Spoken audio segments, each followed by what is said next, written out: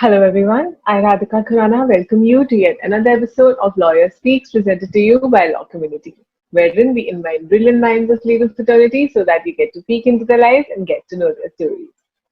And today we have with us Advocate Sonia Saini, who is also a CS by profession, partner, corporate and litigation partner at SS Global Law Firm. So, starting with the very basic question, how did you start your law journey? How did you decide that you want to do law? See, my journey started way back in 2005. So I was a medical student. I had taken physics, chemistry, bio with maths in my 12th. So I come from a family of doctors. My brother is a doctor. My sister is a doctor. So I was under deep pressure to get into medical or to get into engineering. I did take up coaching for medical and engineering, but I really did not like it. So after I finished my 12th, I decided that this is not something which I like. And so I started researching what is good for me. So this is after 12th. So I went through my sun sign, etc. So I am a Libran. So Librans are very good with judgments. They are very good. They become very good advocates. So that is how I came to the conclusion. And advocacy was something I liked since my school days only. I was very good with debates and everything. So that is how I selected, and then I started a coaching. I just had 2 months to for the coaching because once you're finished with your boards, then all the exams come within a month or so. So I did a very quick kind of coaching from Career Launcher, and I managed to crack Hidayatullah National Law University. But that time it was very new, so I decided to go with Amity. I got qualified for both of them because Amity was in Delhi, so I didn't want to leave my base for it. So then I got into Amity, and once you join a law college, then everything falls into place. So that is how it all began. And in the end, all worked out in your favor. Everything worked out in your favor. So it was just all because of this. You read your sun sign, or otherwise also. Like you said that you had interest in law from very beginning since your childhood. So was it just because of the sun? Like for sun sign was the major factor, or the childhood experience that you had? See, I truly believe on this theory that, whatever you do as a child, it has a great impact on your life, your overall life. So the games that you play as a child, that somehow defines what you want to be truly in future. So whenever we used to play games, I would, rather act like a lawyer, questioning people. So I had that kind of interest since my childhood, and that is what I am doing till now. I'm just pursuing my dreams. I truly believe that a child in you should never die. So whatever you felt as a child, you're supposed to complete that journey in your life. So that is how I concluded that it's a logical choice to become a lawyer, because I somehow like the challenging attitude of a lawyer. Being a litigator, it's a challenging job every day.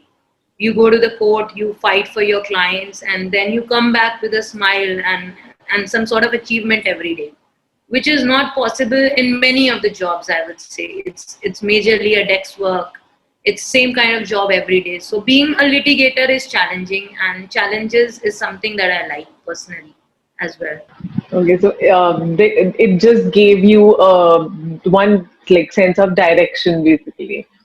That's Yeah, sun sign, you can say that. right? See, Okay, so everybody is destined to be somebody in life or something in life. So that is how you come to a conclusion. There are some trigger points in your life.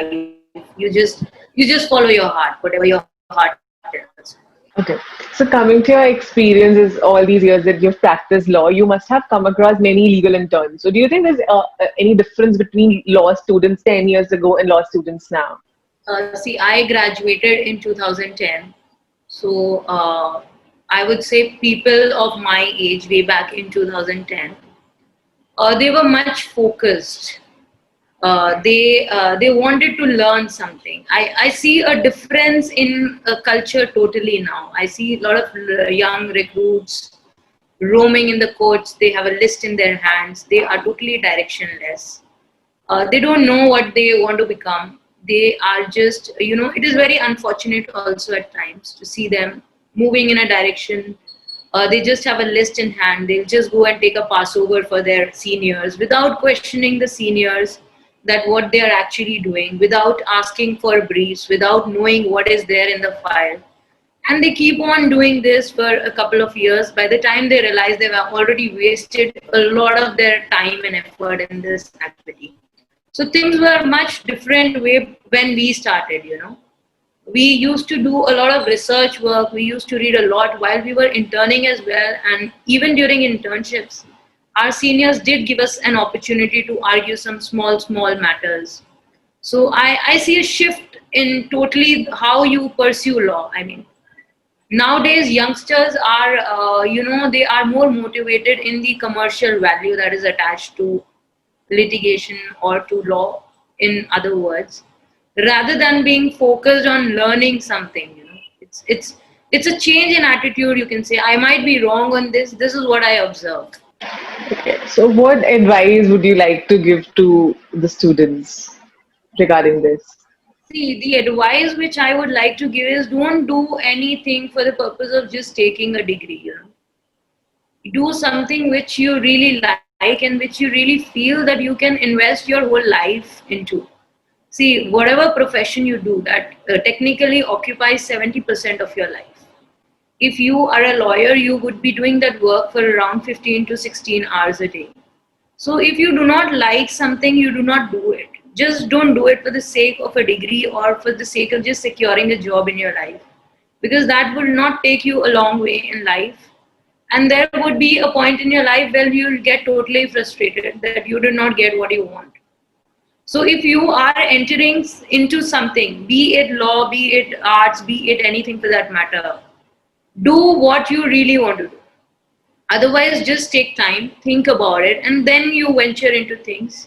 So that is what I would like to say. And even when you are a law student, those initial 5 years of LLB, when you're doing BA LLB or the 5-year integrated course, or if you're doing after graduation, that's a very crucial time. That is the time that where you have a lot of time and you have very little of work to do. Once you get into business, once you get into practice, you won't get time to read through those bare acts and books. So you really have time in those 5 years to invest in your own self, because nobody is going to ask you, what are you doing, what are you reading. And the exams are placed in such a manner where a law student, actually, if he wants, he gets a lot of time for his own growth and everything. So my advice would be, if you really want to be a happy lawyer, happy in the sense if you want to be professionally satisfied, then invest those 5 years for your own intellectual development. Read whatever you're reading through the best commentaries. Read the bare acts very carefully, because that is where we lack. When you are practicing as a lawyer, it is very easy if you have gone through the bare acts and if you know what the law is. Then even if you start as a fresher, it is very easy for you to launch yourself. You don't require seniors too much then. It quickens the whole process. If you do not know anything, it would take at least 7 to 8 years to start your own work. But if you have worked on your own self, it would take maybe a year or two. Okay, so coming to the next question. Currently, you're a partner at SS Global Law Firm. So, what was that one specific thing in all these years? Any obstacle that you face that completely changed your attitude and your perspective or your view, how you see things around you? See, when I started, initially I started with a law firm. I worked as an associate there for a couple of years. But when you are a lawyer, you enter into the law school with a thought process that you are going to start your practice someday. And that is the reason why you join a professional course, because you want to be independent. So when I was working in this law firm, I did a lot of work. I learned a lot, but there was a lack of professional satisfaction, which everybody realizes after a point of time. It can be early for some, it can be in the late years for some. So I realized that I was not too professionally satisfied with the work there. So my father is a businessman. So I thought of changing my city. I got a good opportunity from Bombay And it was a good opportunity at that time because I was getting a senior position in another corporate law firm. But then my dad told me, see, if you are really planning to shift your base, someday you are going to start your own work. So why don't you begin it now? Because right now you're young, you have a lot of time to invest. If you work for a firm or if you are working for somebody else, at the age of 40 or 45, you will be starting your own work.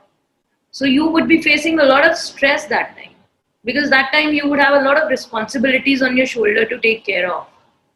So why don't you start young and you open your own work and you start your own work? So that is the time I decided that it's the time, let's venture into it, because that is something what my dad is saying and he has a lot of experience in his life. So I started, and I would say I did not face too many obstacles, you know. I had assumed that I would face a lot of obstacles. I started with funding of around 40,000 in my bank account when I started my own work. And I did not have any hope that any work would come to me for the next 6 months. But nothing of that sort happened, luckily. When I started my practice, I got a bail matter on the second day of starting and sitting in my office. So that was the first case of my life. Though I'm not a a criminal lawyer per se, I prefer practicing on the civil side. But that is one opportunity. I thought that if this is the first case of my life, then I should not run away from it. Let's do it.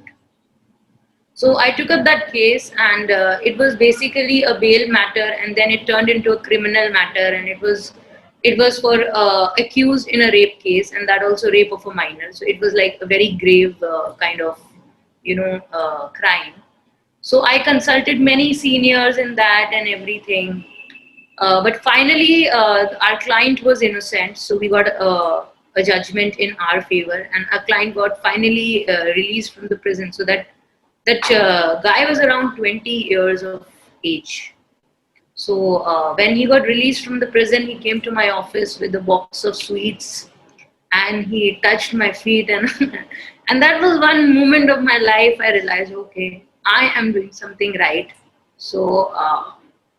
So I have never faced anything, and I truly believe if you do so your work with 100% of your effort and commitment, things fall into place. I mean, even if you face hurdles, it is not for long. It can be for 6 months, it can be for 1 year. But now the age is such that I don't think even as youngsters we face a lot of hurdles. With the growth of technology, clients call you, they come to your office. It's not like those olden times where you're sitting under a tree and clients are directly coming to the courts. You have no exposure and everything. So things are changing, so the struggle is less. So coming back to the current situation right now, what all is happening in the world. So do you think, like, what according to you are the problems being faced by the legal industry right now due to this COVID pandemic? See, right now things have improved a bit. I mean, after I would say like a month back or something. But during that phase of March till this July, um, what I witnessed was there was a lot of delay with respect to payments coming from the clients already there. There was no money in the market. People did not want to spend money on litigation. They realized somewhere that litigation is not that important. They were more focused on their essential items, their way to live, their medical condition and everything. And that is time you even realize as a lawyer, it's a very futile effort to finally file cases which have no ground. So I think this might be a turning point in litigation as well, because now the cases which are coming to me, those are not those cases like where people just wanted to fight cases and they would just go and institute cases against each other. Now these are very genuine cases which are coming to me. They have their genuine concerns. So I would say the legal industry faced a lot with respect to a lot of payments pending, payments not coming to you, because even the corporate clients, they are suffering a massive loss. So they are not in a position to pay you for the time being. They might release your payments later. But that is what I face, and I've been in touch with a lot of my other professional friends. And this is what they have also faced over this period of time. And like you just said that only genuine cases are coming these days. If this would keep on happening in the future as well, this would decrease the workload of courts like very much. But this would be a great problem for lawyers for us in the future. Not see it from this angle that this is going to be a problem. I think this is something positive. We as lawyers, we do hold some kind of responsibility towards the society. Hmm. So we should think if genuine cases are coming to us, we should provide general solutions rather than thinking of, filling our own pockets and just taking our clients for a ride. So this is being more responsible towards the society as a whole. So my next question, how will the legal industry, our legal system, will cope up with this situation? Do you think the measures being taken right now are enough to cope up with the situation, or something else is also required? See, what I feel is the measures are good in sense of holding these virtual hearings, but I see a lot of a lack of infrastructure right now, because when we connect in these courts every day, because now the courts are conducting these hearings every day. So when you connect to these courts, there is a lack of infrastructure in the sense there is a connectivity problem also. Sometimes you don't see the judge, sometimes you don't hear his voice. Sometimes the lawyers are not trained, they keep on talking to all together. So it's a mess which is happening right now. But as far as the technology is concerned, it is very good, and it is transparent, it is very cost efficient in the long run. If we really decide to go on this virtual court system, this is really good, and this is very good for young lawyers, I would say, because there they do not have to invest too much. They just require a bench and a table, and they can do cases from anywhere. I can do my case sitting here, I can do a case in Bombay. I don't have to hire a local counsel there. I can expand my client base. So this is a very, a good step which has been taken. But let's see how it works. I mean, this is the initial phase in which it is going on. It is just conducting virtual hearings right now. So what I believe is everything should be online. I mean, let's say you would be knowing when you go for filing certified copies and everything, it's a major mess. It's a small job, right? You just have to file and they're supposed to give you documents. But it takes around 7 to 10 days. And it is a royal waste of time for any lawyer. Or even if you have munshis, they go to the court and they just waste their times in things which should not require any time wastage at all. They should be available online. So I think it is high time that India should actually go onto this virtual court system and make everything electronic, because that is more logical, that is more reasonable in the long run. But do you think that this virtual hearing system will, it will lead to effective implementation of justice or imparting justice to the clients? Because the right now the clients cannot attend the court hearings. Only the lawyers and the judges are present in the court hearing. So will it be effective in the future? No, see, the courts have an open link nowadays. This is like district courts, what I'm talking about, where a client can also attend. So if you as a lawyer, you want your client to attend, maybe you can make facilities for your client in your office, wherein they can attend and they can give their presence. So right now the clients can attend, they can give their presence. So I think there is no impediment in justice being delivered this way. It is a good way, and I think it's an unavoidable situation right now. You really cannot go to the courts. So if you have to, and otherwise also, it's a good measure in the long run. This is what I feel, because we cannot really, always take excuses in life that we do not have an access to technologies. Our lawyers will find it very difficult to handle the computers. We are not living in such an age where we can give excuses, right? We are living in a world where India is thinking about being launching smart cities. They have a plan in place where you want to digitize everything. So why not the legal system? Okay, so to make our conversation a bit more interesting, in the next question, I would say one or two words, and you have to say the first thing that comes to your mind after hearing those words. Okay, so the first is applicability of force majeure clause in a contract. First thing is COVID-19 and the requirement of these clauses in the system. Okay. Next is virtual court system. We've already talked about it. Transparent, economic, very good in the long run. Okay. So coming to a last question of this interview, what advice would you like to give to the students who are currently in their law schools and who have graduated this year? See, the advice that I would like to give is just give your 100% into this profession. It's a very rewarding profession if you are ready to give your 100%. And it is a profession where you really do not require any investment except you have to just work on your own self. And you just have to decide what you want to become. There are lots of options. You can become a professor, you can become a consultant, you can work in a corporate law firm, you can work as a litigator, you can be an editor, you can be anything what you want. There are lots of options. But whatever you want to become, just give it your 100%. Do it with your complete heart. I am a fan of Steve Jobs. So Steve Jobs says, your heart knows what your mind does not know. So just follow your heart with respect to your profession. Also, I would say it should not always be, a logical thinking process. It should be a mixture of both, logical and whatever you want.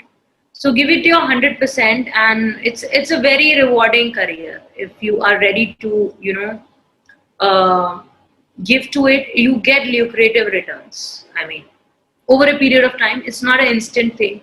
It's not instant for any profession, but it's a very respectable profession, I would say, because you have a lot of changing power in your hand as a lawyer, as a law student, even as an editor, even as a writer, because you know things which a common person does not know, and you have an ability to change the world.